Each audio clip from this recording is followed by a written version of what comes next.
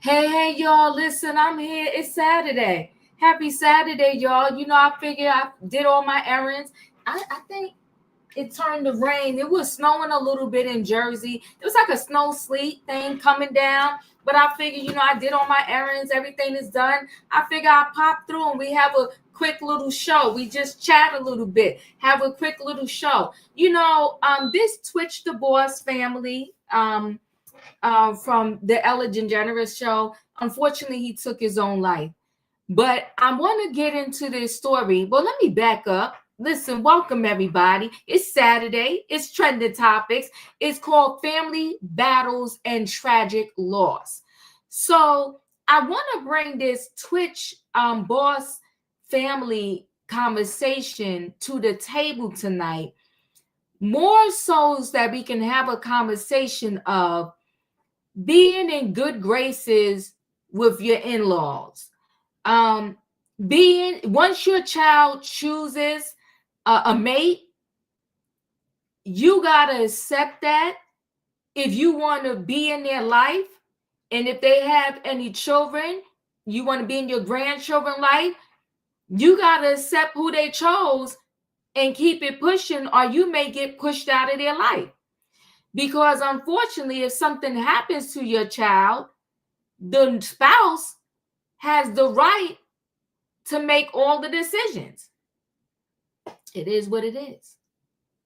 So it is better that you are in good graces with the spouse before anything happens, because trying to mend that relationship after something happens is not going to work. So his family, Stephen, the boss, Twitch from the Ellen DeGeneres show, who took his own life, they went and they spoke to Gayle King. They talked about the whole NDA they had to sign, how it came about, what happened, how they don't like the way that the a widow is exposing, you know, Stephen, the Twitch boss. And I will say this, to me, in my opinion, I think when someone's gone, let all their transgressions die with them. Whatever they did, let it be buried with them. Or if you cremate them, throw it in the ashes with them. Because what purpose is it going to serve to say afterwards that they was this, they did that, blah, blah, blah, so forth and so on. I don't know. If y'all think differently, we're going to talk about it. We'll talk about it if y'all think differently. But I want to have that conversation because it's very important. And you have to understand that once your child gets married, or once your family member is married, you have no say over anything with said person. If the husband, if you got a family member and they're on life support, and the husband tell the hospital pull the plug, you can't stop him. That's his wife. Even if you disagree, if the husband say he want to cremate her and you're suspecting like something is foul play, unless you can prove it and prove it quickly, your family member is going to get cremated. It's a mess. But it is what it is, and that's why you got to be careful who you say I do to. Got to be careful. And then this other story, a homeless mom. She says she called for help. She begged for help. But at the end of the day, her and her kids was homeless, living in a van in freezing cold weather. And after her car had ran out of gas, she woke up to find her son was not breathing. She tried doing CPR, didn't survive. And then her 2-year-old child ended up dying also. At Greyhead Diva, allegedly Twitch took his life. Sweet. Yeah, that's what they said. That he unalived himself. Thank you, sweet. Yeah, they did say he unalived himself, which is very sad. I always think it's sad when someone feels like their only option they got left is to take their own life. It's a sad situation. That's why, and listen, I know everybody's busy, but when you can, check in on your friends, check in on your family. Do the best you can. I mean, don't do it to the detriment of self, but to the best of your ability, check in on your family and friends. So listen, guys, I'm going to go ahead and bring the people on in the building because I'm trying to have a nice little easy, quick train ride, okay? So y'all know what, thank you, Tay. Y'all know what I need in that chat. I need a what? I need a choo-choo. All aboard, everybody. It is Saturday Night Trending Topics, and the title is Family Battles and Tragic Loss. It's a tough conversation, but with Twitch the Boss Family, they went to Gayle King on CBS. We're going to look at that interview together, break it down, dissect it, and have a conversation. And we got the homeless mom that unfortunately, she said she asked for help, and the only way she got help is at the cost to life of her 2 children. And now everybody talking about how can I help you? No, help that woman before she lost her 2 kids. She said you don't understand the pain she's going through. And I don't think anybody can. Losing 2 children in the same day. Super sad. Let me bring the people on in the building. Hey, Tay. Hello. Hey, Wayne. Hey, Diva. Hey, Katrina. Hey, Diva. Hey, panel. Hey. All right, Joe, we're going to go ahead and get right into it. So let me go ahead and share screen.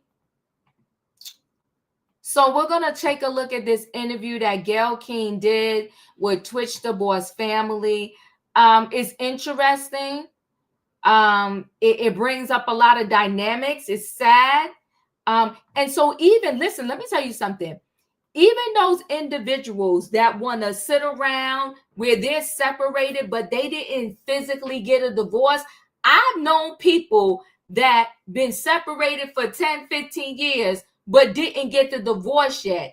People like that need to stop playing games, because at the end of the day, what will happen is if you happen to pass away, even though you were separated from said mate 10 years, 5 years, 15 years, that mate, if you don't have everything set up properly, will get everything and will be the one to be able to say how you're going to get buried and all that. Stop playing games. If you've broken up with somebody and you separated, go ahead, sign the paperwork, get the divorce, because it really may be the death of you if you don't. And it'll be a horror story for your family. Let's go ahead and listen. Jay and co-executive producer of the Ellen DeGeneres Show. But he first rose to fame as a dancer, and boy, could he dance. That is how he met his wife, fellow dancer Allison Holker. She's a great dancer too. The couple were raising 3 children together when he took his own life back in December of 2022. It's what happened after his death, including Allison's recent release of a memoir that has fueled tensions between his widow and his family. We sat down with Stephen's mother, Connie Boss Alexander, and his brother, Jay Rose, after they reached out to us at Connie's home in Arizona. This interview took place right before Allison's book was released. What do you miss most? What do you want us to know about him as his mom? And what do you miss most? That face. That face. Whenever we were apart and we would get back together, the first thing I would say is, oh, there's my face. There's my face. Most people know Stephen Boss as Twitch, a charismatic dancer. And I gotta pause it for a second because they playing that music.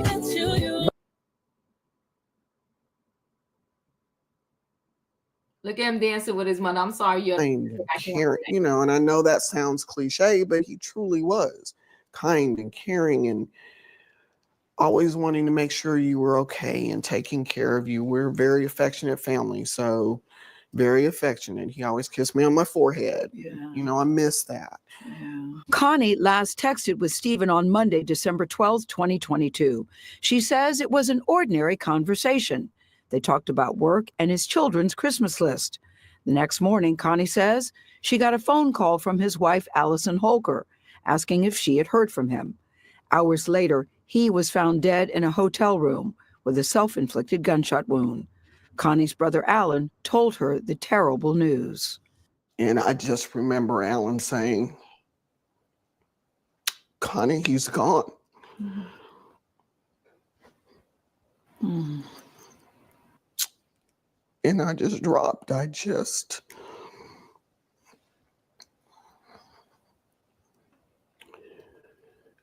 You can't imagine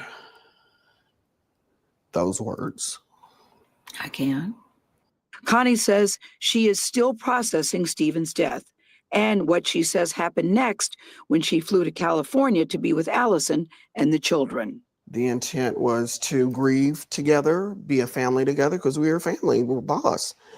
And we wanted to be there for it. We were, you know, trying to figure out what we were going to do or what she wanted to do in terms of plans. And then I got a phone call saying, we need you guys to sign non-disclosure agreements. And we were like, why? What's going on? What is this for? And she says, well, somebody in the family has sold a story to a magazine. And we were like, what are you talking about? Who did this? And she said, Granddad. And that's Stephen's grandfather. And now, if you know my dad, he is the most respected, the most integrity, would never do that. So a magazine did call him, and in the throes of grief, my father answered the phone and they asked him Questions. Right. And he's answering, answered them. right. He's answering the questions, and, you know, saying we're grieving. We don't know what happened, whatever the answers were. But it was at that point that it became, you guys are doing this. We need you to sign this. And we were like, no, that is not true. And that's kind of where it started. It went, So that's when the friction yes, started, yes. asking for the NDA. It went downhill from there. You were asked to sign an NDA to go to the funeral? It became, if you don't sign, you will not be able to see him and you will not be able to participate. Connie says she signed a revised version of the non-disclosure agreement so that she could see her son before he was cremated. In her now released memoir, Allison Holker expressed concern about pictures of Stephen leaking to the public. To make me sign a document to see the child that I brought into the world,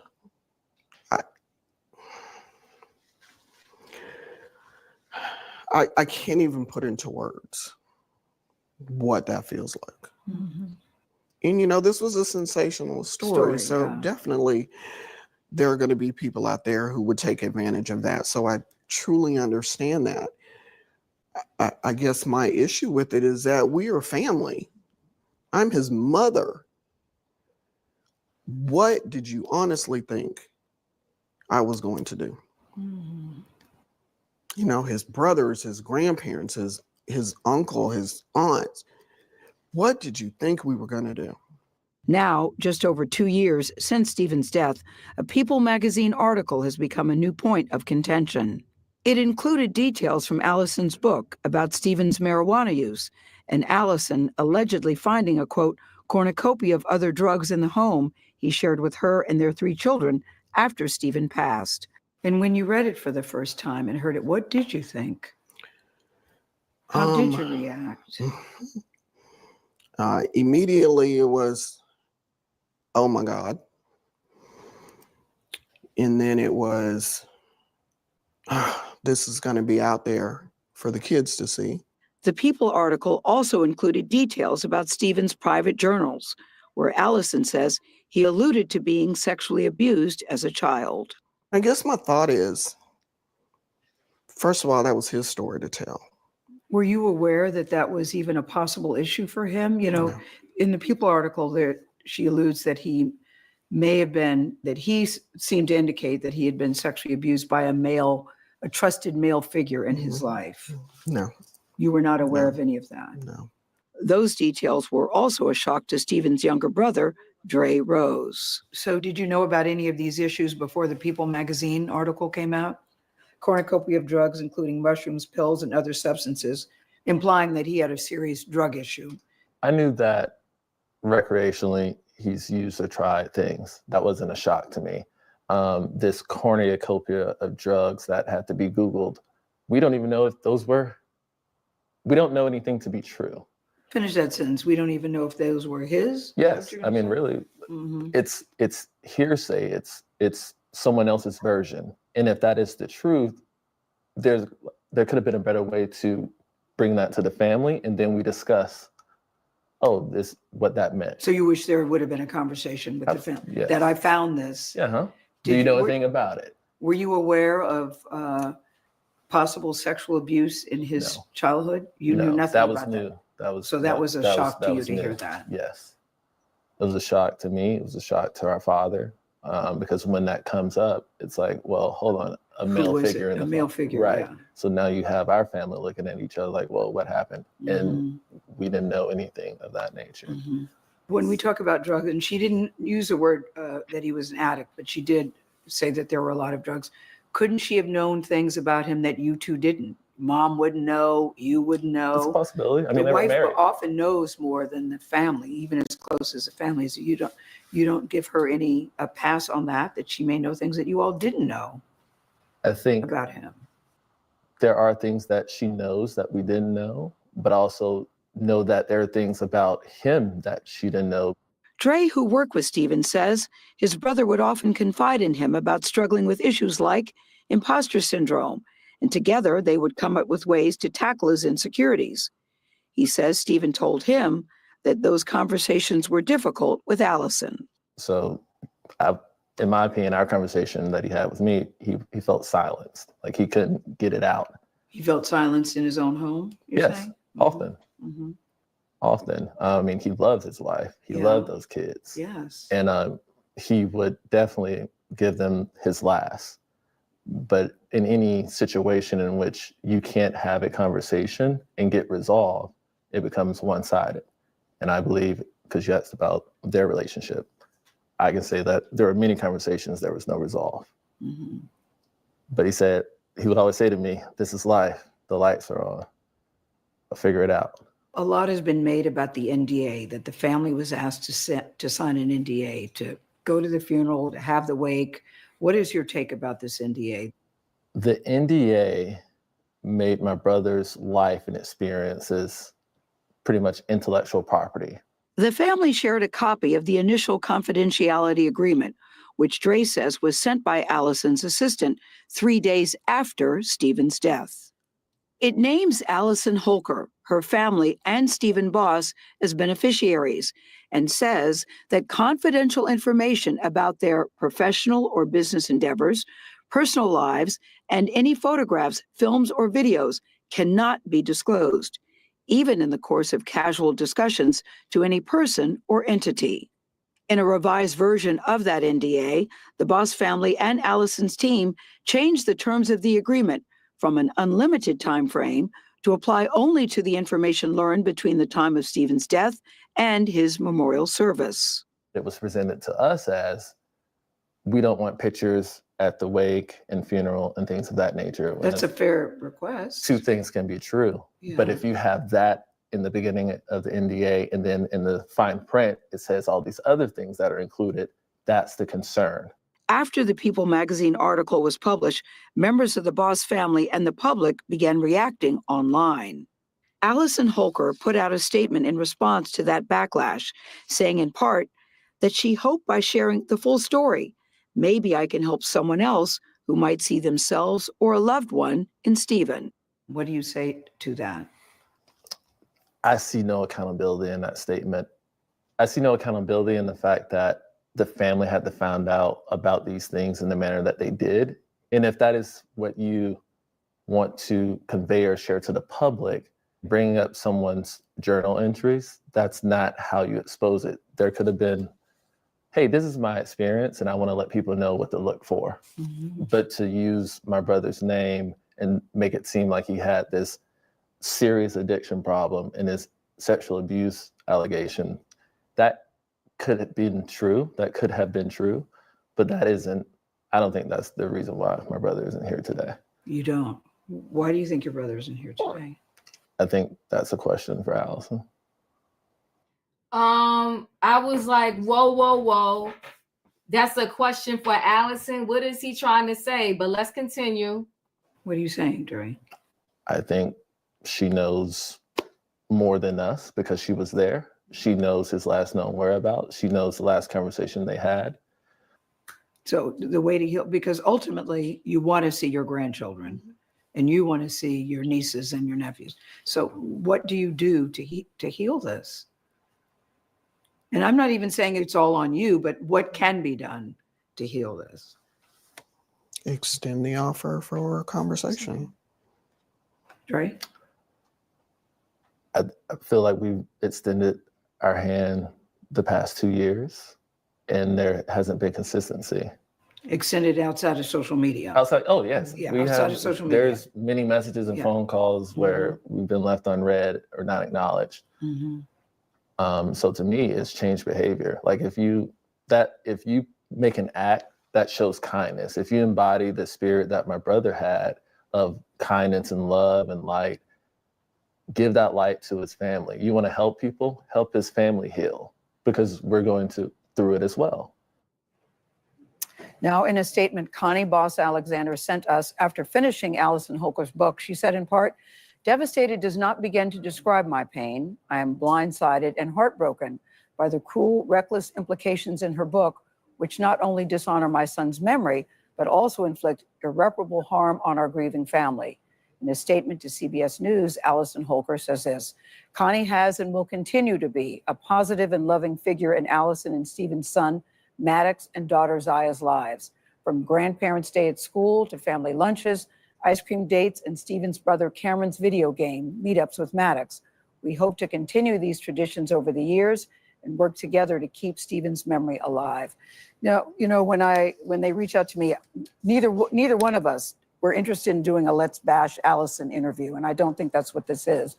They just really wanted people to know from their side. They want their truths out too. They want their truth out. They're worried about Stephen's legacy. She's only seen her grandchildren twice since Stephen's death, over 2 years and 2 months ago. She would like to have more contact.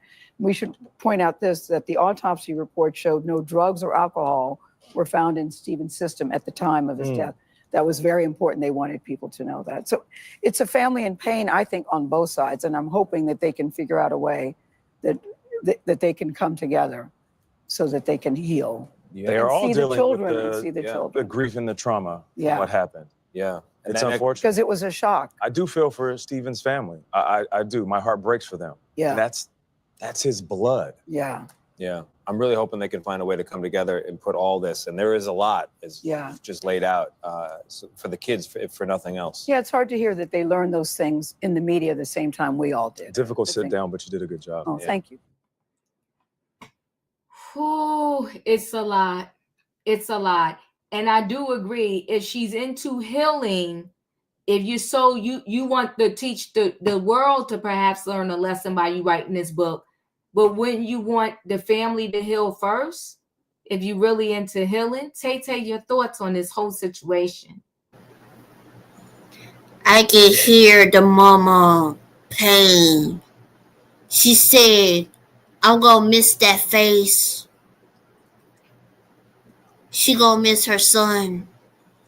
You can hear that pain in her. No parents ever buried their child like that. And tell that, Allison, you won. I'm trying to find a good, now Carrie's wife care about her husband at all. The autopsy said they did not find nothing in his body. You don't care about this man at all. You destroy his legacy, Alice. You destroy his legacy. What else do you want? You still gonna punish for him for what he ain't do nothing? Girl, you just bring drama and trouble on you right there. You just bring those two right there. Enough is enough, Alice. Let the family heal. That's all, Diva. Thank you. Wayne, your thoughts? Diva, this woman is cold and ruthless. First of all, within 3 days of his passing, she's got these, the disclosures about didn't want anybody to talk to the press. You know why, right? She didn't want to spoil the story because she's going to write the book. So she don't want none of y'all, so she don't want them to know anything so she can get this book deal. She been 2 steps ahead of them. So she's going to have this book deal. In my opinion, this woman has no intentions of ever letting the grandparents see these kids. And when them kids get older, she better hope when she's on her bed of affliction that they bring her a glass of water, because they may not forgive her for keeping them away from their relatives and their side of the family. And I'm sure she's had some, dealing with them when Twitch was alive. And they know who their grandparents are. And actually, at this point, if she's only seen them twice since 2022, then Allison is holding them from seeing her. So she has no intention of ever letting them see her. So I could just say she's cold and ruthless, and her children are going to look back on the internet and see the things about their father they wish they never knew. Yeah. It's not going to make their lives any better. No. That's why I say she's cold. She's not even thinking about her children. Being made fun of, saying, your father was the one that did that. Yeah. So she's cold and ruthless. If it comes back on her, it's going to come back hard. Thank you, Wayne. I appreciate you. Keisha, your thoughts? Happy Saturday, you guys. This topic, it kind of reminds me of the one we just talked about Vanessa too, with Kobe and his wife.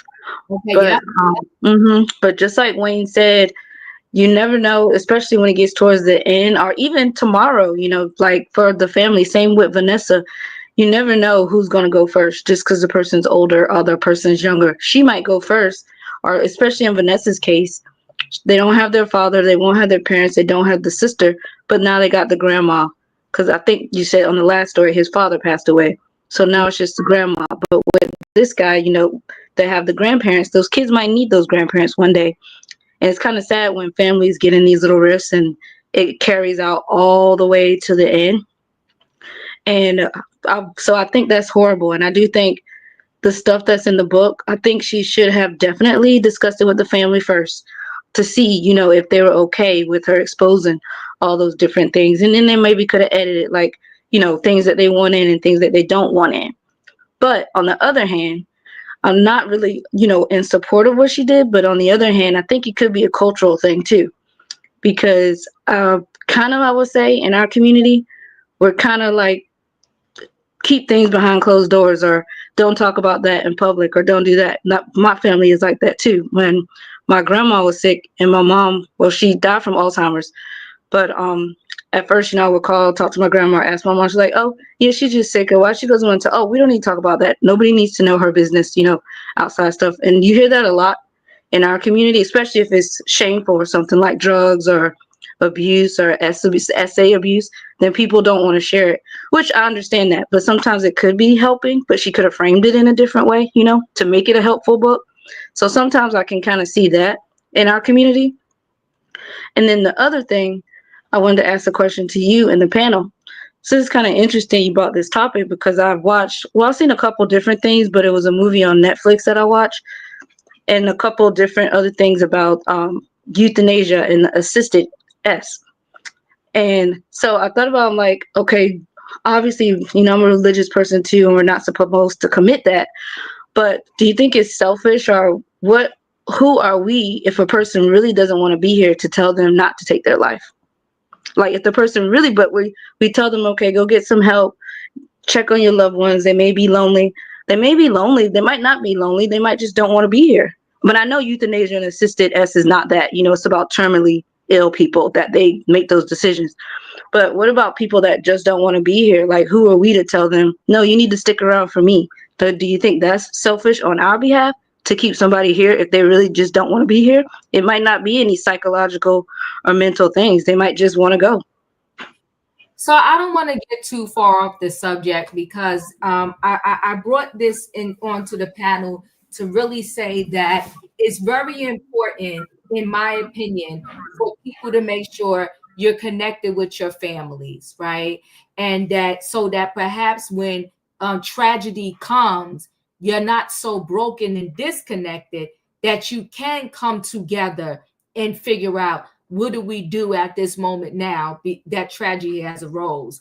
But if you're very disconnected and tragedy happens, it doesn't take much to fracture it even more and to have more disagreement as to how do we handle this situation. I don't know if he had a will or not, but by design, because he was married, the wife is in charge. And I'm just keeping it kind of simple there, because the wife may even, and I believe she said she did, because she also said she spent millions in court. So matter of fact, I don't think he did leave a will, because she said she spent millions through lawyers and in court, like paying his bills and trying to do some things. But to briefly address the question you asked, Keisha, I would say this. Just like you know, mental illness is mental illness, right? Just like you wouldn't go ahead and tell somebody in your family, this is my opinion, who's on drugs, yeah, go ahead and continue to take the drugs and kill yourself.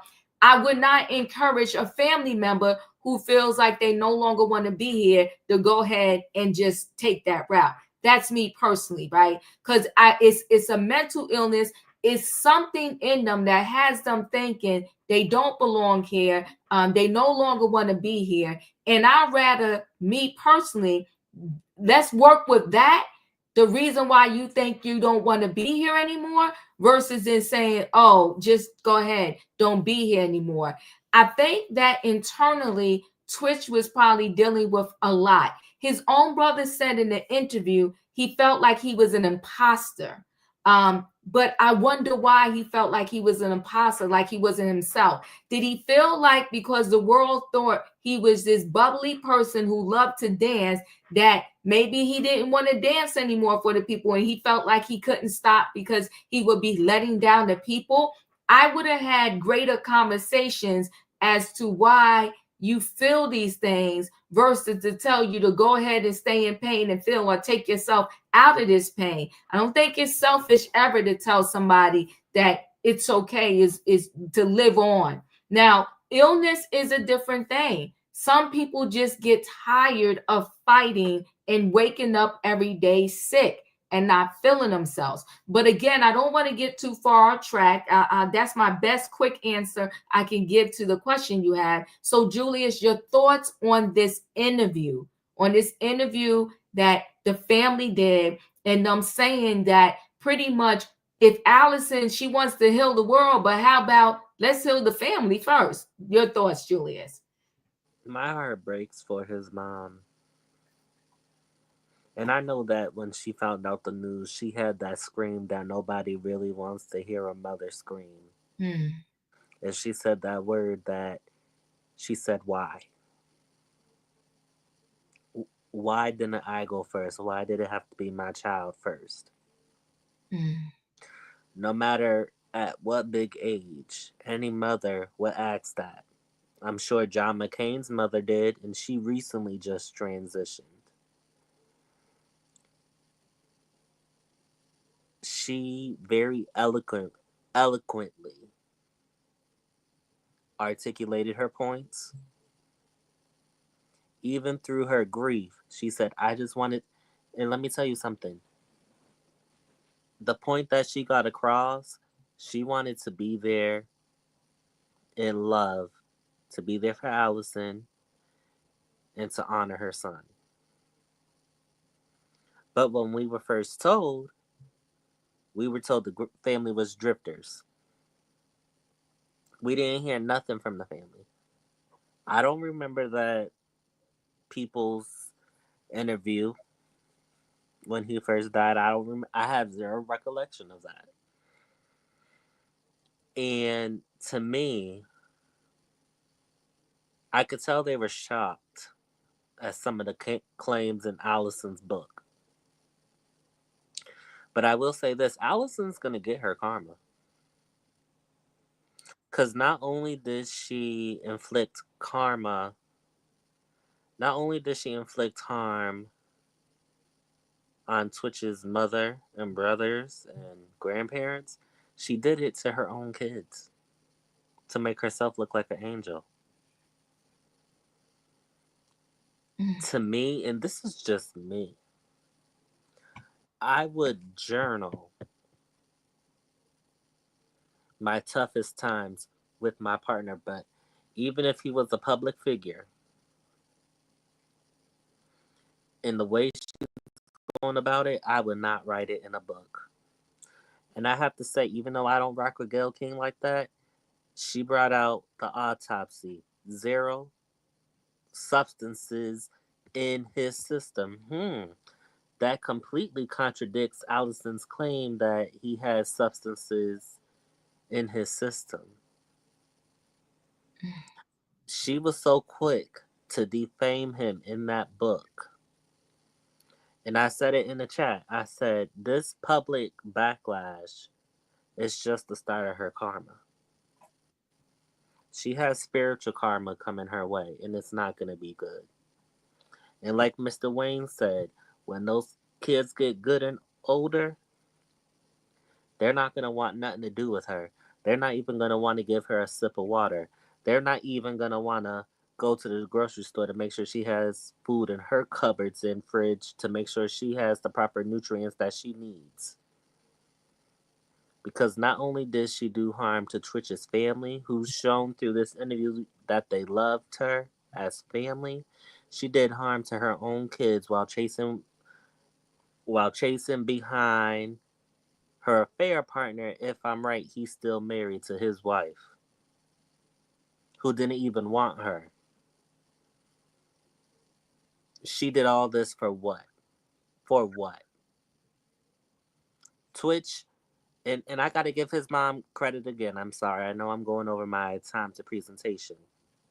But when she brought out the point of the essay, I want to give kudos to the mama because I know she wanted to break down and cry at that moment. But she said that was his story to tell. Even though it was a shock and surprise to them, she still said, and like we all say here, that was his story to tell. That wasn't her story to tell. She did that being vindictive and giving victims a bad name. That's it. Thank you. Katrina, your thoughts? I saw that interview, and I really believe her story is pretty shaky to me. I feel sorry for the mom and the kids and the brother, but that story is just a little too shaky. I mean, they said that they had to go Google the medication that was in there. So was that medication opiates? Or, it couldn't have been nothing off the street, because if they have to look it up and Google it, they don't even know what they're looking at. But anyway, by her saying that, and like they said, there was nothing found in his system. And she's saying he's not bathing. He's so depressed that he smells whatsoever, but he's taking himself to a hotel to off himself. That's a little weird to me. He could have did that in a car accident, in a car crash, or something. It just ain't making no sense. But I'm not saying she did anything or anything like that. I don't want to put that out there. But the story that she's telling is not making any sense. It looks like she's just trying to make money off him, because I think they was having money problems anyway. So I think that she's just trying to make money off of them as much as she can.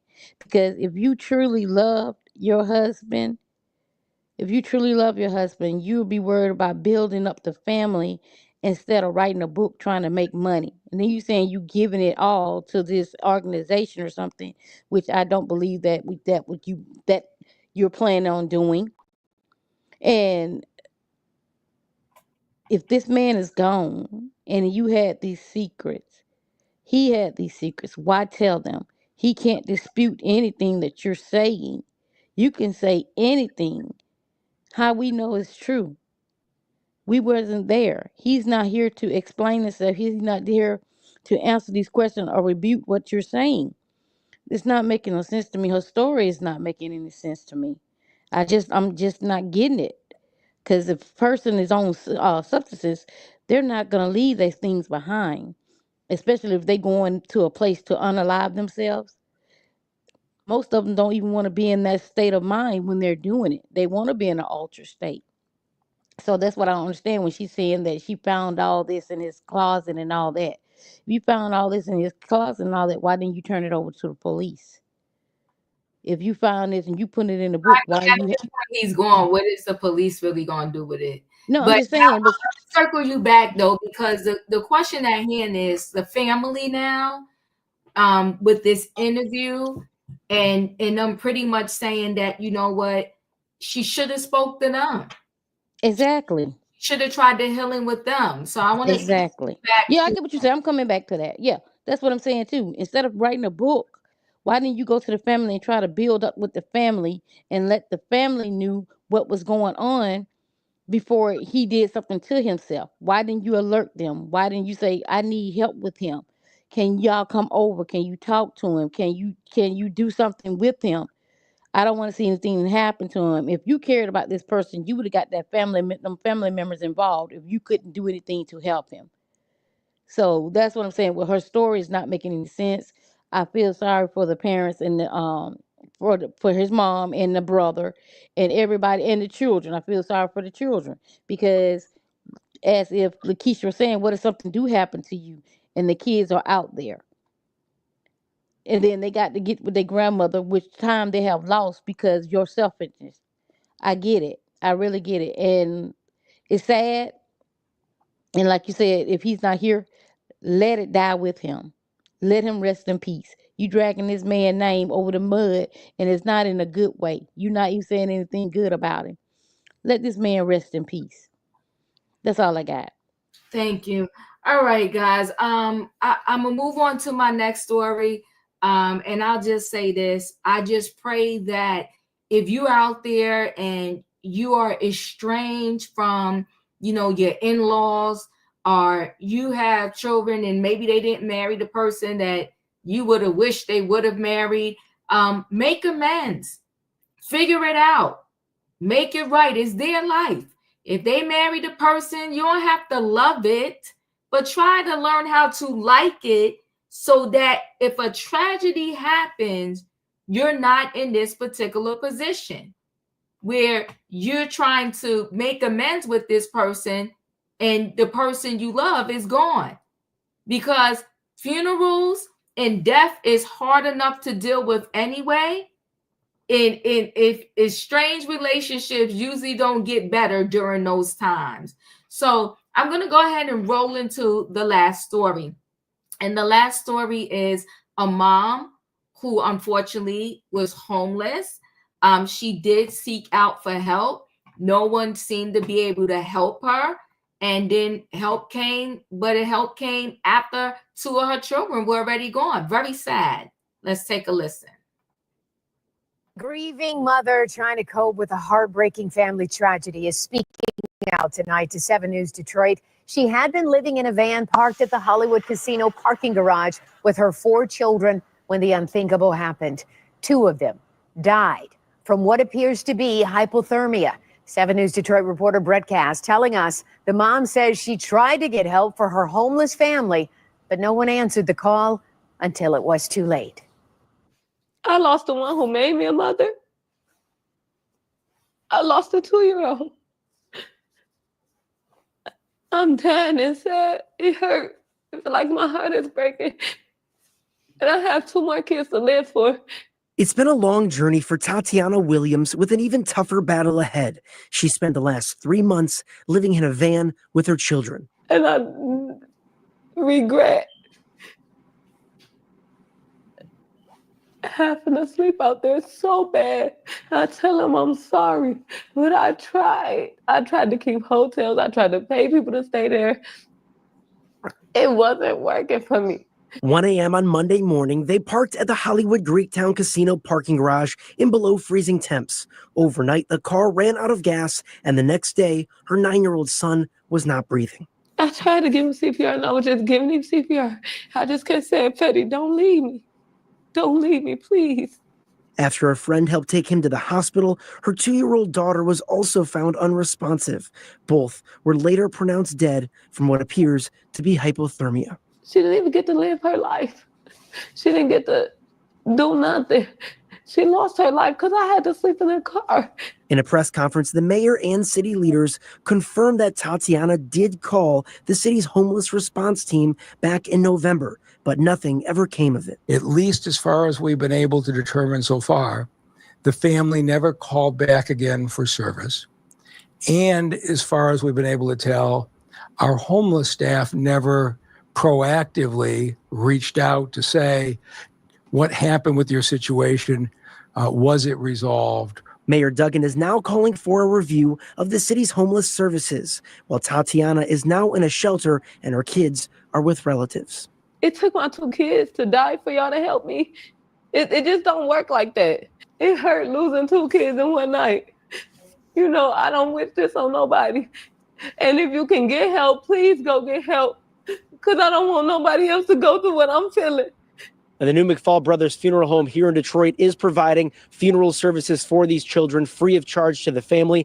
Now, if you are homeless or on the verge of homelessness, you can call 866-313-2520. We also have more resources listed on our website, wxyz.com.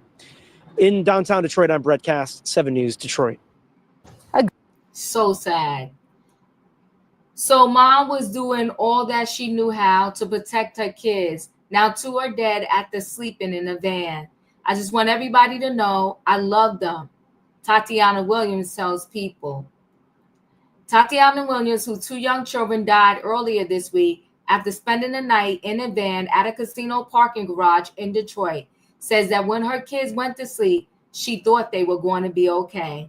Williams, a 29-year-old who is homeless and was previously unsuccessful in getting housing help from city officials, tells People that the parking garage at the Hollywood Casino is somewhere the family normally goes at night because it's safe. She says she kept the heat on for them due to the cold weather. Police said how temperatures were below 32 degrees at the time. But at some point that night, the car stopped running, which she didn't notice until the morning. The case has since drawn national attention. When she awakened, the battery was dead also because the key had been turned forward all night.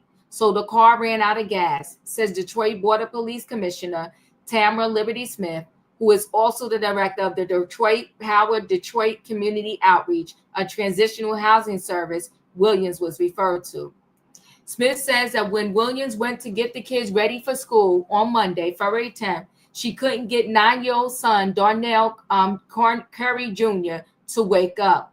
He was already deceased. She didn't know, says Smith. So she turned him over and saw that after checking him repeatedly and calling his name and asking him to wake up.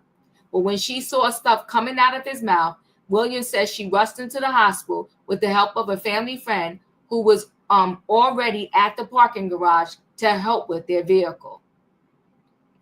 Williams says that her mother, Yvette Goodman, 48, who initially stayed behind, then realized Williams' 2-year-old daughter, Amelia Curry, wasn't breathing, and the friend returned to take them to the hospital as well. I didn't even know my 2-year-old was going through something because I was at the hospital with my son, adds Williams. At the hospital, both children were pronounced deceased. Police have repeatedly said that it is up to the medical examiner to determine the cause of death. Speaking at the news conference on Tuesday, February 11th, interim Detroit Police Chief Todd Betson said on the surface right now, it appears it was exposure to hypothermia. While speaking with people, Williams suggested at the hospital, she was told that carbon monoxide could be to blame. But Smith points out that officials remain unsure of what happened and are waiting for an official autopsy to be completed. The Wayne County, Michigan medical examiner did not have any updates to share when reached by people. Williams says the family was previously living at a residence with another family that also had children until they were asked to leave soon after last summer. By that time, it was already cold, and Williams' family, which included Goodman's son, was sheltering in their van. Smith, the city official, says Williams and her mother have jobs. Williams also says that during the time her family was at the casino parking garage, she never left her children by themselves. I never would have thought about getting out the car, she insists, stressing that while her children didn't have a home, she made sure they got everything else from clothes to cell phones. And when it was time to go to bed every night, she always thought they were going to be okay. William confirms that her surviving children, ages 8 and 4, are with other relatives, although she hopes to be reunited with them. Police said the investigation is ongoing. At the February 11 press conference, Detroit Mayor Mike Dugan said that based on preliminary information, Williams' family contacted the city's homeless response team 3 previous times. Most recently on November 25th, Williams says the day that she was told there were no family rooms available, but they let her know when something became available. Dugan noted that as far as they could tell, the family never called back, nor did anybody from the program reach out. But during the interview with people, Williams says she kept calling for help after November 25th.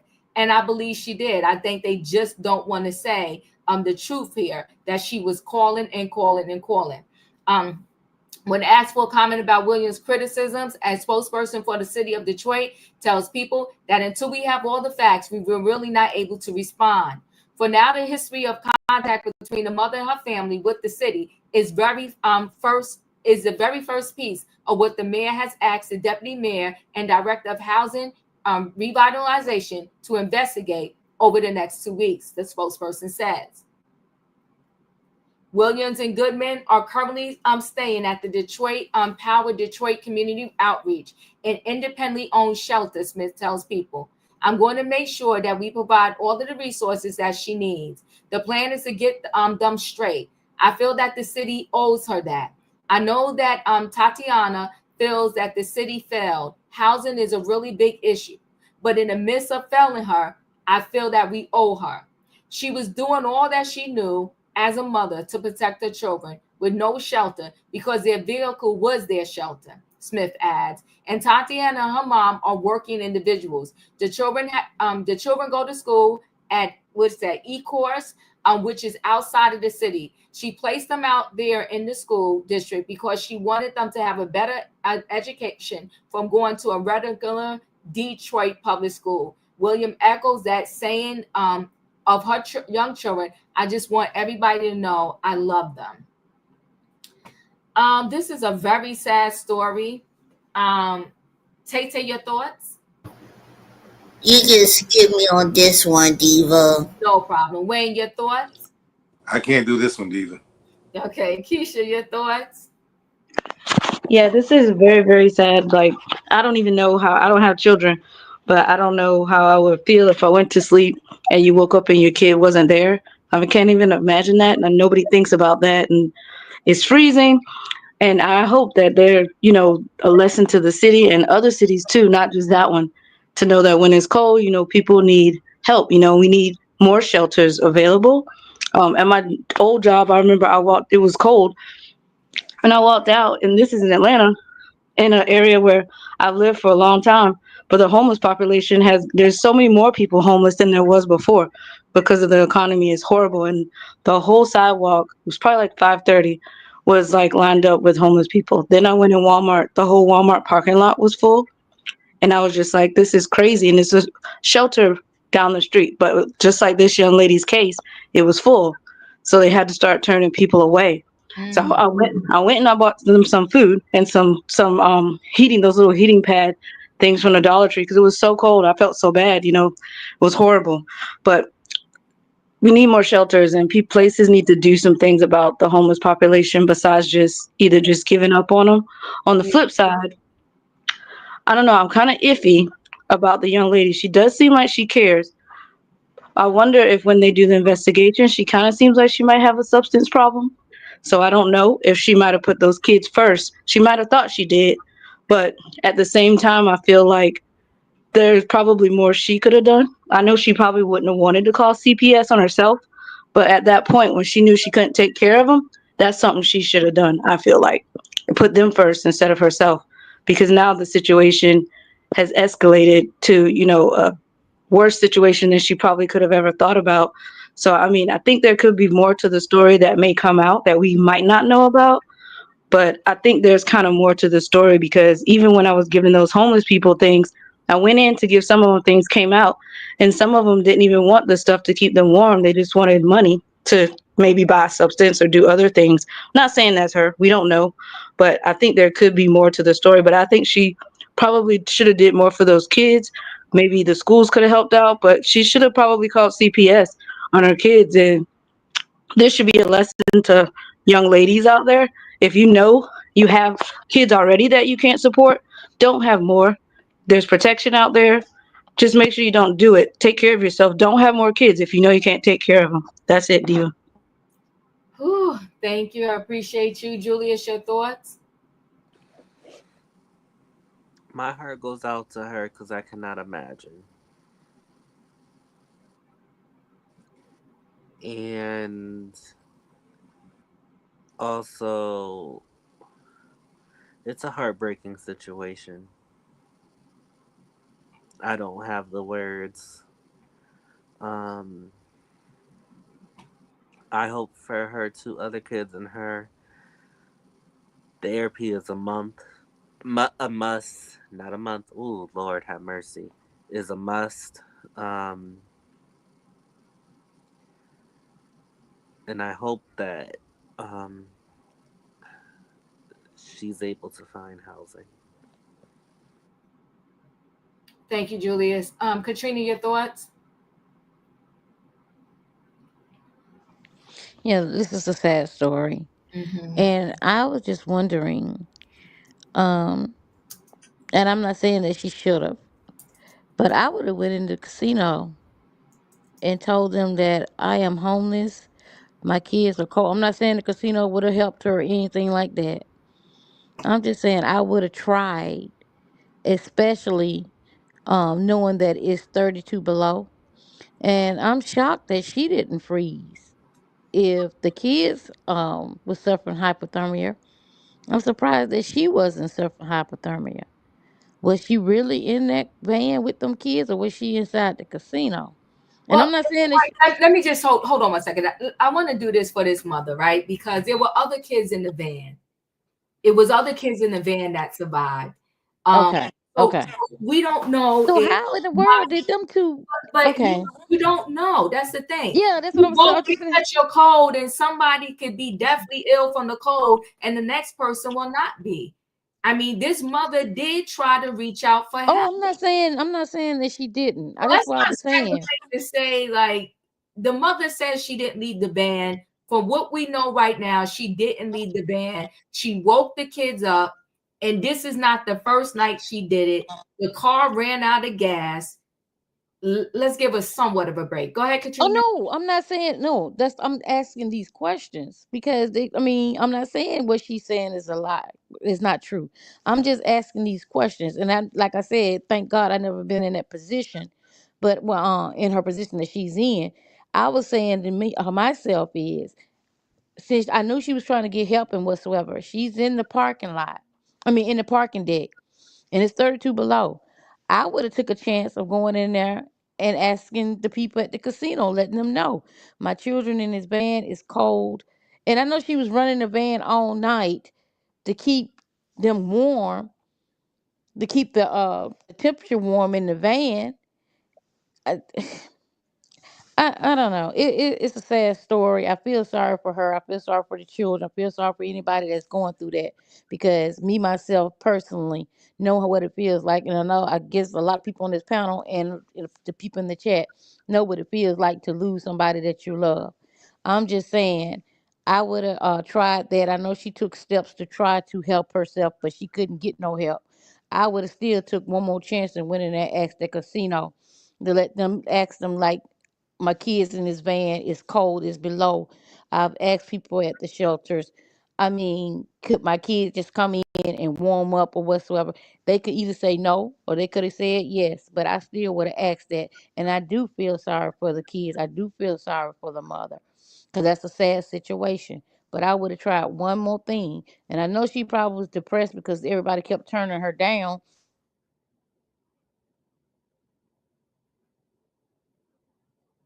I lost you, Katrina. But that's all I got, Diva. Okay. So I'm going to thank you for whoever said they spoke to the father. Let me just play that before I come to you, Rita. Hold on one second. Where is it?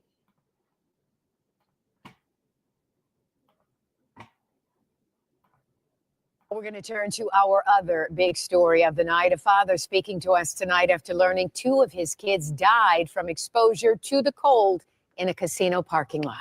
Yesterday, 7 News Detroit reporter Darren Cunningham spoke to the mother of those 2 kids about the tragic situation. Yesterday, I woke them up to wake them up from school. My son wasn't moving. And I kept saying, Daddy, please get up. Please. Well, tonight, Darren is getting the father's side of this story, hearing about the moment he learned 2 of his children had passed away. Darnell Curry Sr. wiped away tears while talking with me about his children, Darnell Jr. and Amelia, and the distressing phone call he says he took from their mother, Tatiana Williams, on Monday. I went to the gym. As soon as I got on the treadmill, she called saying, can I make it to the hospital right now? They gone. I was hoping it was a sick joke, but it wasn't. According to Detroit police, 9-year-old Darnell Jr. and 2-year-old Amelia died while sleeping in a vehicle at the Hollywood Casino at Greektown parking garage. Investigators say the cause appears to be hypothermia, a tragedy stemming from homelessness. I tried. I asked for help. I asked everybody, even people out of state. But I tried. I tried to keep hotels. I tried to pay people to stay there. It wasn't working for me. You know, people just didn't like too many kids at their house. I spoke with the children's mother Tuesday evening. She told me she's been living in her vehicle for 3 months, along with her 4 kids, her mother, and 2 teenage siblings. She says she reached out to Curry, who's the father of 3 of her children. I asked him, I said, can you get your kids for me? I said, I need help. You know I'm homeless. I done kept a room this long. I couldn't keep it no more. They were homeless. Had Tatiana ever reached out asking to? No, she did not. All she said was, can I get them? Can I get them just to get them? And can I get them because y'all homeless? That's 2 different things. She said she had been homeless for 3 months. See, that's what I saw, about 3 months, but she ain't never said nothing to me. Nothing. So all them other sob stories, they can cut all that. No, she did not. Curry, who lives in Novi, says Williams never specified why she wanted to drop their kids off to him. She just asked, can I get them for a couple of days? But I told her I'm working and all that, and I'm out here. We're not close to each other, so I couldn't. But she knows all my family is right around the corner from her. Did she reach out to any of your family? No, she did not.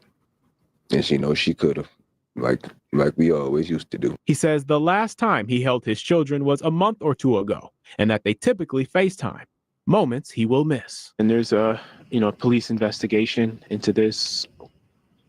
What is it you would like to see come of this? Obviously, nothing's going to bring back your 9-year-old and your 2-year-old. Doesn't even matter to me. Can't get them back, so it's whatever. Darren Cunningham, 7 News Detroit.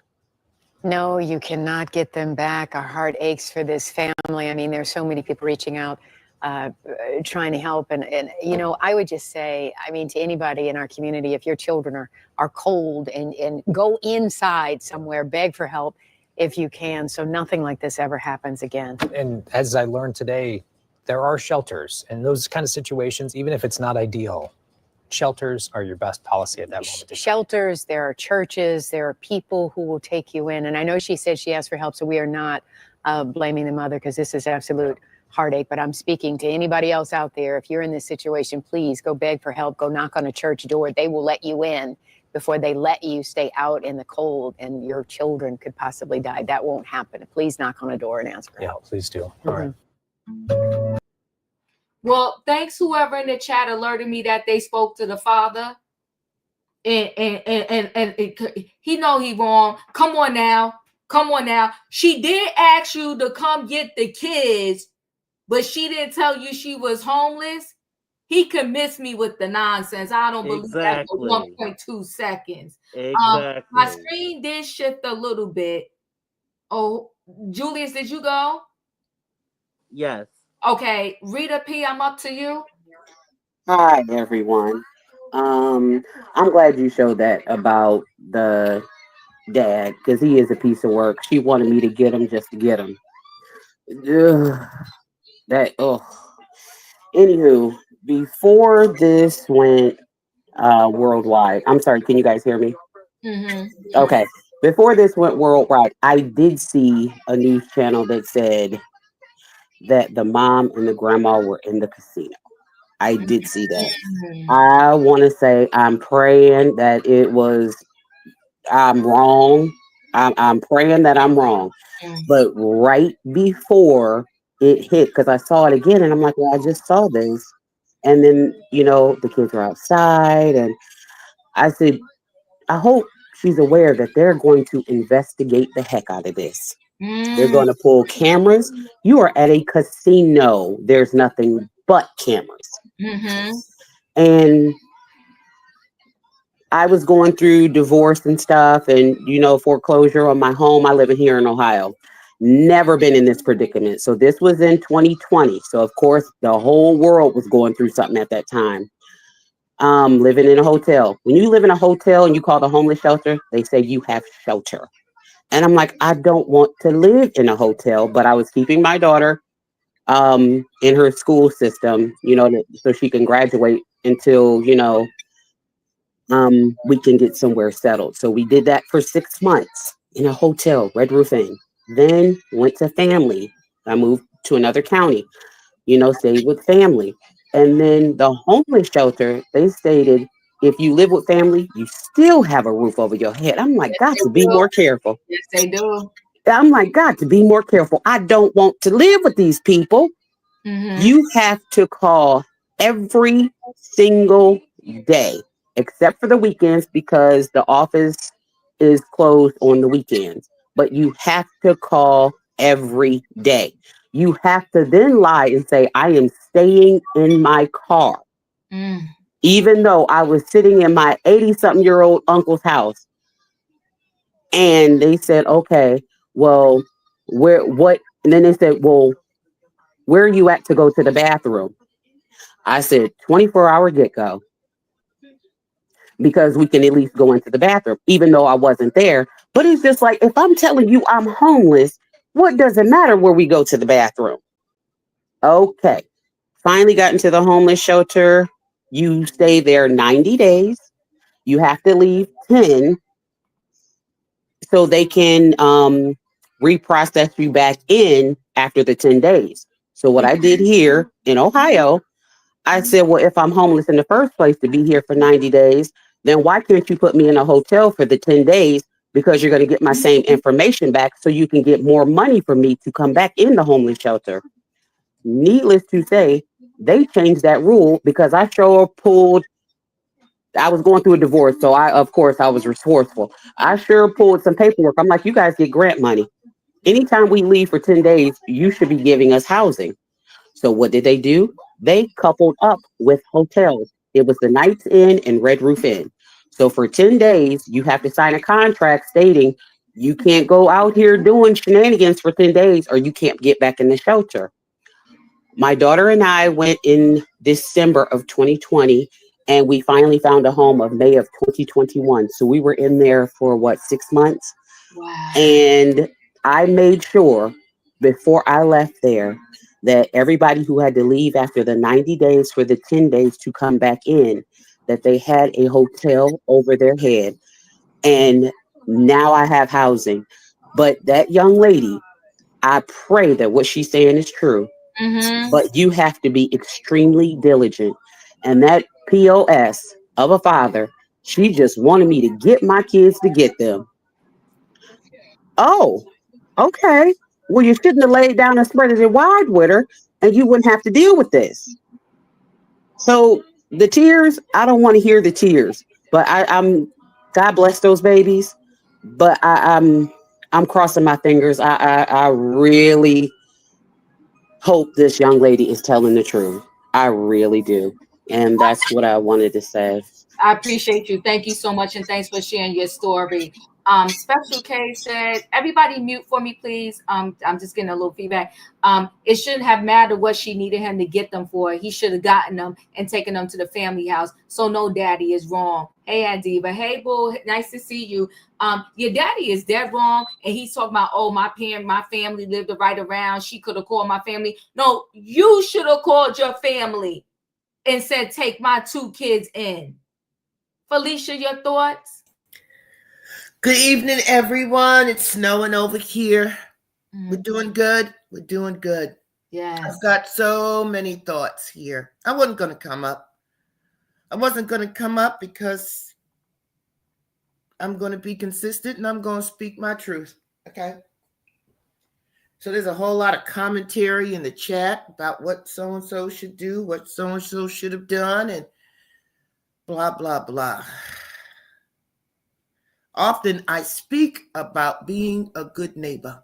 Come on, talk. You know, folks want to come up here and talk about what the president doing, what he ain't doing, the price of eggs, who got to resign, who ain't got a job, how many TV stations we going to have, how many we not going to have.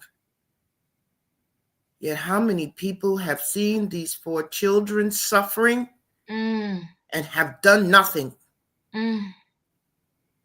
They've done nothing. So there's a vehicle that's parked in the casino because I'm a good listener. So I was listening. And in this vehicle is this woman, Tatiana, her mama, 2 of her siblings, and her 4 children. And she said they've gone there often. But this night, it went 30-something below. I don't know if it was in the vehicle or outside, but however, that's the reported temperature. Come on. She went to turn her children over. I don't know if she was in the vehicle, out the vehicle. I don't know. And her children have passed away. Oh, my God. 2 of them are gone. But she was in the casino parking area. She says she put her children in a school system in Detroit that wasn't even in the neighborhood. I think it was her mama said, right? Because she wanted her children to have a better quality of life. So let's talk about this school. Students at E-Course Public Schools. The student body at the schools served by E-Course Public Schools is 8.7% white Caucasian, 79% Black, 3% Asian, Pacific Islander, 10% Latino, and everything else. 47% of the students are female, 53% are male. At the in-course public schools, 17% of the elementary students, which is about 700, tested at or above the proficient level for reading at 12%. So let's make the number whole, 100.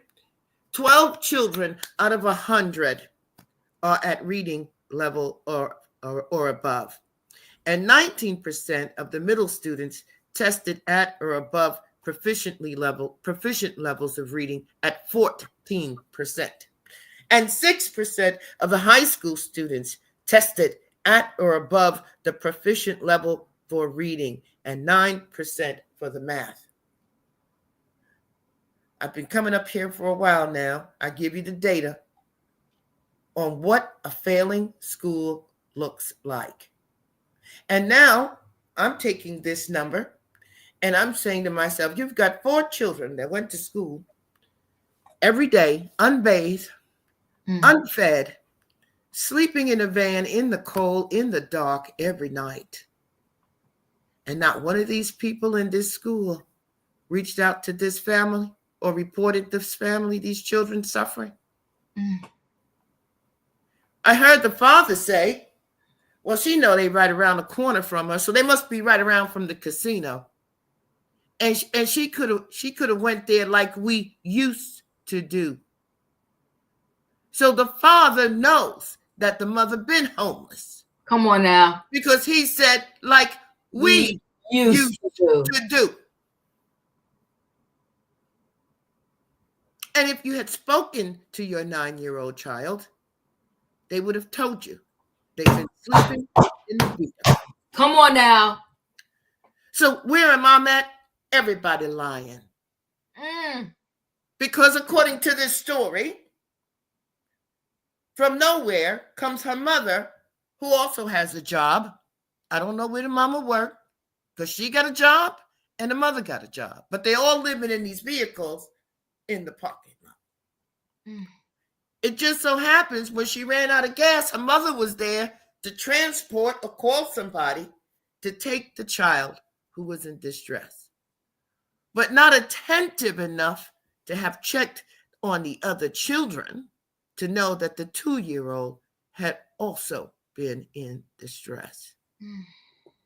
So I'm going to lean and believe what this Miss Rita said, that these folks was in the casino. And let me get this, let me be forthcoming. I'm not saying they was in there gambling. They were in there staying alive. And their children were dying in the car. Oh my God. We say we woke. We say we understand, we got the message. If you don't value your children, if you don't love and protect your children, nobody else will. I'm done. Ooh. In my opinion, your thoughts? All right, Miss Felicia. All Well, right. I'm going to come through with some real facts because this came from the police chief at the press conference. Okay? This woman called the shelter on November the 28th. They told her they didn't have any vacancies. He said out of his own mouth, the shelter did not call when they did open up the shelters in December for everybody to come in. He don't know why they didn't call. He has DH something checking it out why they didn't call this woman to see if she had adequate housing from the time she called. Okay? He also said he checked the cameras, and for the last month and a half, they had been staying on the 9th floor of the casino because it was a gated community, it was safe, and they knew it was patrolled. And the kids and her could go in and use the bathroom. At first, they was trying to stay in Walmart, but they almost got robbed, and they stopped it, and they went to the casinos. For a month and a half, this lady rented out hotel rooms and stayed with family until she found one of her family members was trying to touch her baby, and she said no more. The cousin has came out and said she made sure she washed those babies up every morning and got them something to eat before carrying them to school every morning. She's a good mother who just fell on her luck. Her price of her apartment went up $200 and she couldn't afford it. And nobody would help her. And I know from experience, from having young kids and trying to lean on the system to help you when you fall on your luck, because I have been homeless. And that was the reason why I make sure I tell people about resources. If you reach out to me, I'll tell you about them, because I don't never want somebody to have to go through what I had to go through. Nobody tells you how the system works. These people treat you like crap when you come in there. They act like you don't exist. They treat your kids badly.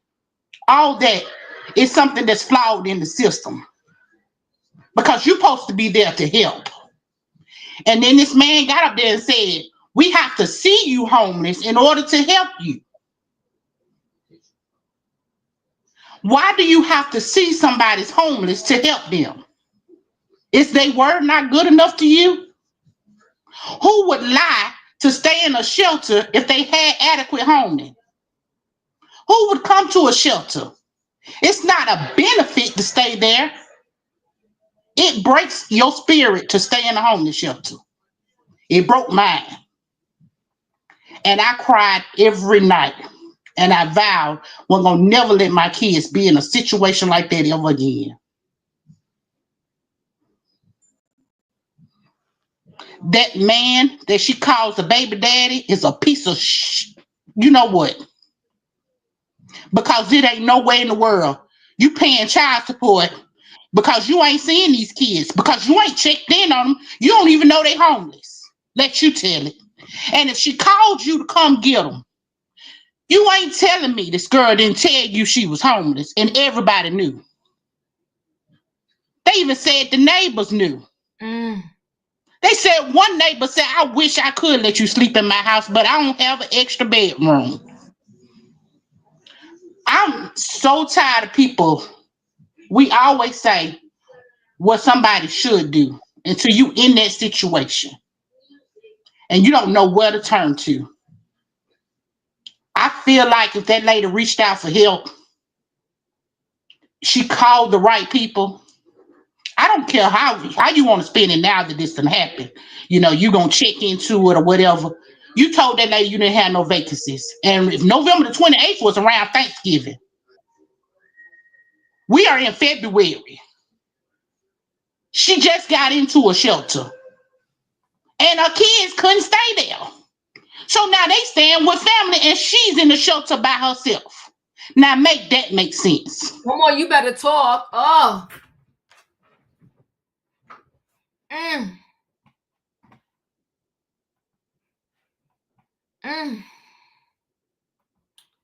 This situation is tragic all the way around.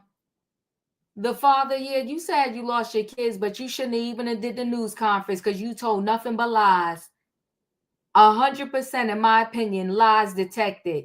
She didn't call you, but then you said she did call you just to come get the kids. It shouldn't matter. They're your kids.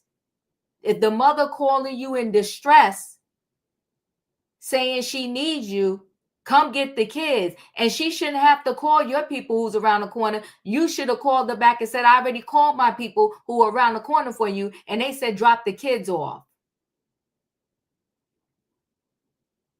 He's messy.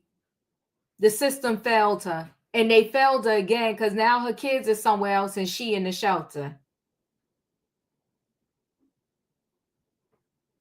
Diva, can I say something? Yes. I value your opinion, but I kind of ride with Felicia and the other lady too. Like, for something in my spirit, I just think this lady is lying. I think, especially when Felicia pointed out with the dad, he said, we did this before. So she's been kind of in this situation for a while. So what is she doing to get back on track? It's something holding her back from getting back on track that she values more than those kids. Either the substance, is something in there. And I see it all the time because I work with a lot of homeless shelters.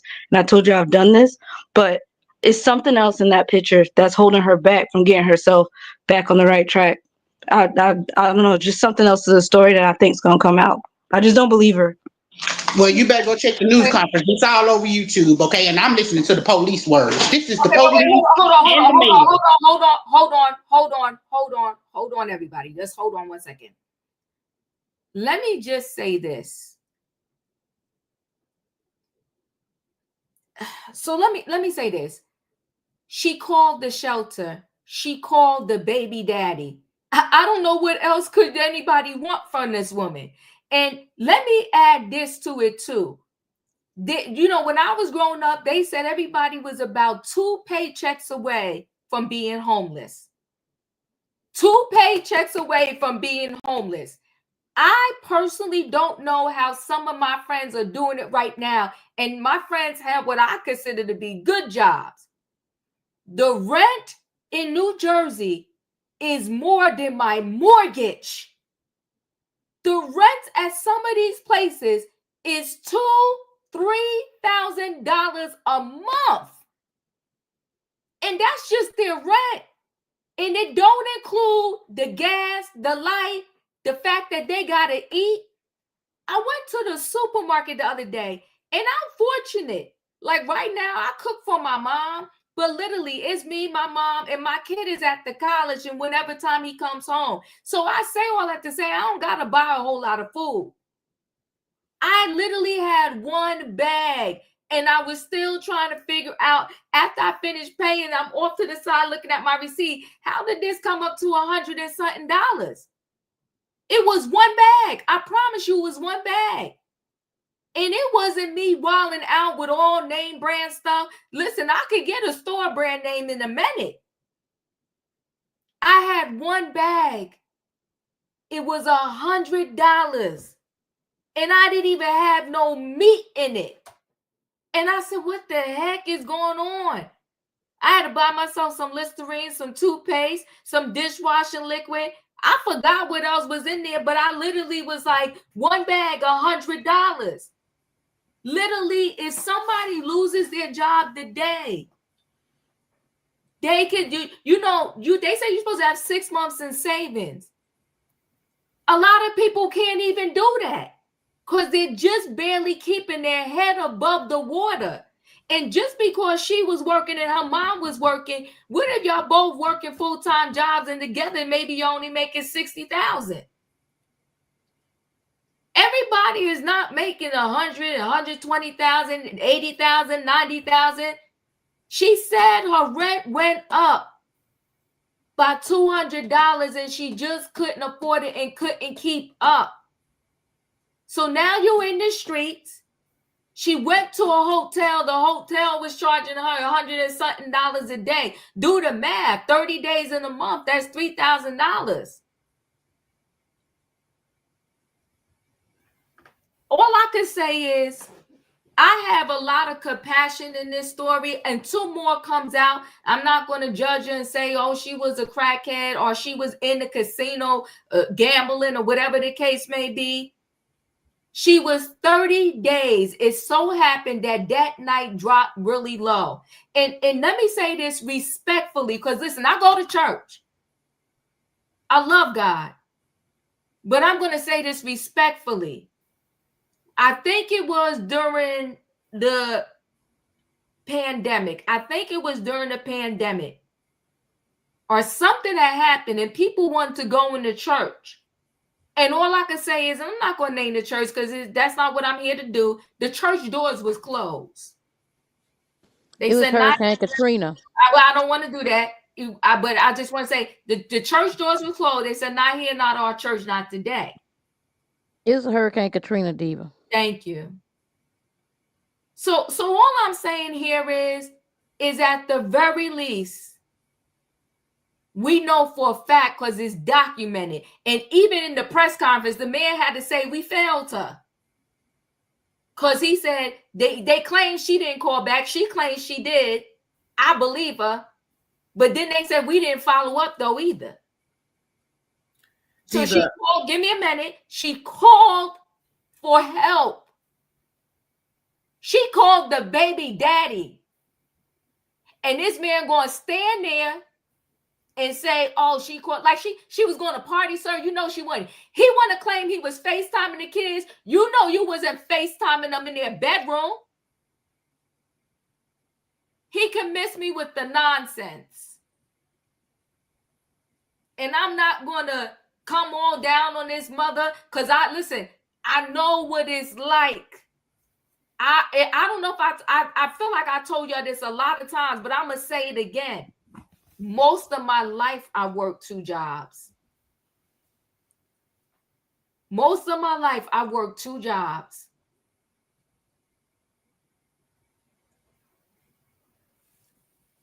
Go ahead, Felicia. Thank you, Diva. One thing again, I'm going to say it again. I am consistent. And I'm very clear. And if I wasn't clear, I'm going to say it again. There was 4 children here suffering. I said nothing about the mother in judgment or the father. There was 4 children suffering. And we're woke. We didn't see their suffering. We didn't offer the floor to this mother. And to the ones who she said she went to, she said, well, they told her she had too many kids. So there was a problem here. It was clearly a problem. However, I have said before here, have your children because you want them. Have your children because you're prepared to do what you have to do to provide for them, to love them and protect them. To God the glory, I never had to sleep in a car or on the street with my children. Ever. Somebody said they only had 1 bedroom. I've got 1 bedroom, but my door is open. It's open to my neighbors down the hall. It's open to my neighbors upstairs. It's open to the people who said, listen, I ain't got no heat. I got a blow up mattress. You're welcomed here. The only person I said no to was a friend who wanted to bring the dog and the cat. I said, no, the cat can't come. But that's who I am in real time. I'm talking about my neighbors and my family. I would have never walked past this mother and not have said something. But I also know when you share sometimes, they tell you to mind your effing business. This is not your issue. When you reach out to help, sometimes they don't want it. I want to remind everyone, her mother is homeless with her 2 siblings, her, and now just 2 of her children because 2 have passed on. There's no judgment here for the mother. It's a judgment on your circumstance. No, the father wasn't going to come through. According to everyone, they got a job. 3 people, 4 people got a job. Well, if you're making $2, put it together and figure out how to keep your children alive. This is what's breaking my heart. That these children are gone. Either they froze to death or they got that carbon monoxide and they're gone. So yes, now she has shelter because her children were taken from her. This is the end result of not trying to get ahead of where you were. Now, I don't know where her siblings are or the mother, but we'll probably find out. But when it comes to loving and protecting your children, this is what it's about. Shelter, heat, food. She had 4 children with a bum. And no, he didn't value his children and he didn't value her. He said, you know where the people are. They're around the corner. I don't even know where that is. But this is how we speak every day to each other. This is how we devalue Black children in this country. And we do it first in our own homes, within our own families. We do not love and protect, and we're not prepared to say, you know what, so-and-so, you want to be out there, bring the children here to me. You've done several stories like this. Now, I'm sure we're going to see the family do a news conference about who they're going to sue. Promise you that. I'm done.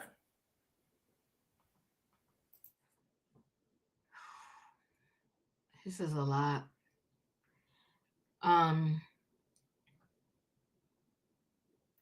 I will say this. No matter of fact, I'm gonna just close out. Deep, let me ask a question. Who has the And kids can I now? say something real quick too? Hold on, my opinion. Who have the kids now, Diva? Family members? Mm-hmm. Okay, so why the family members had to wait for something tragic to happen in order for them to get the kids? People are full of crap. Because if she not, if she needed help, she couldn't get help. And now since the kids are gone, 2 kids are gone. Now you are letting the other kids stay there, but she can't even stay there with her kids, so she's still at a shelter. This is some messed up stuff. But go ahead, in my opinion. I'm just saying, your kids staying with someone else right now, and the kids not even with you. So they couldn't take your children and see that you needed help before 2 passed, but now they want to help you. Okay. I'm good. Go ahead, in my opinion. I just want to say this because you never know what situation life is going to throw you in. And you never know when you're going to fall so low that you may not be able to pick yourself back up. And as a single mom, me ever going through this, I already know I love my kids to death. Okay? Those are the most precious thing in my life. But I refuse to feel like I was a failure because I fell below at a point in my life. That point when I fell below taught me a very valuable lesson. I was able to stand back up and dust myself off. And I learned that these people don't care nothing about us. And I worked so hard to make sure my kids have what they have because I never want to turn back to that person. I don't want to have to ask nobody for nothing. Nobody goes into a situation and say, I want to be homeless. Nobody says, I don't want to take care of my kids, have a roof over their head, food to put in their mouth. None of that. Nobody wants to be there. It's okay that there are some people out here that are willing to open up their home to you. But take it from somebody that I'm talking to you for real, for real. I got a huge family. And now one of them, all of them knew I was homeless. Now one of them reached out a hand to help me. My daddy stopped my mama from helping me. He said she got to learn how to survive on her own. So we have to be careful when we saying, keep a roof over your kid's head. Because sometimes you're going to hit a snag where you may not be able to stop that from happening to you. And I ain't going to say that's a bad sign on you. It's just you fell down. But the most important thing is that you don't stay down. You dust yourself off and you get back up. Because God didn't say we couldn't fall down. He just said you got to get back up. That's all, Diva. All right, everybody. Thank you so much for being here. Family Battles and Tragic Loss was tonight's title. Sometimes we gotta, have tough conversations. I'm gonna stay connected to this story, and if more comes up, I'll bring it up. If y'all catch more before I catch more, let me know in the chat, and I will go look it up and research it, and then come back with more information. Diva, someone said in the chat that the father did a GoFundMe page. Yeah, he's a fool. Is that true? I have no idea. I have no idea. Because the funeral home in Detroit said they was going to just do the funeral for both the children for free. So I don't know what he's doing a GoFundMe for. I think that's true. On another blogger, she said that what they just said about him doing the GoFundMe, and he was posting all these Valentine's Day pictures and stuff. He just seems very not a good person. Yeah, he's wild. He's wild. But anyway, guys, thanks for watching. The sad part is that he gonna get some money. Somebody, you know, donate to the GoFundMe. I won't be. Tammy, welcome. Appreciate you being here. Listen, guys, thanks for watching. Y'all know the routine. If you didn't hit the like button on the way in, hit the like button on the way out. Very serious topic. And all I can say right now is good night and goodbye, everybody. Thanks for being here.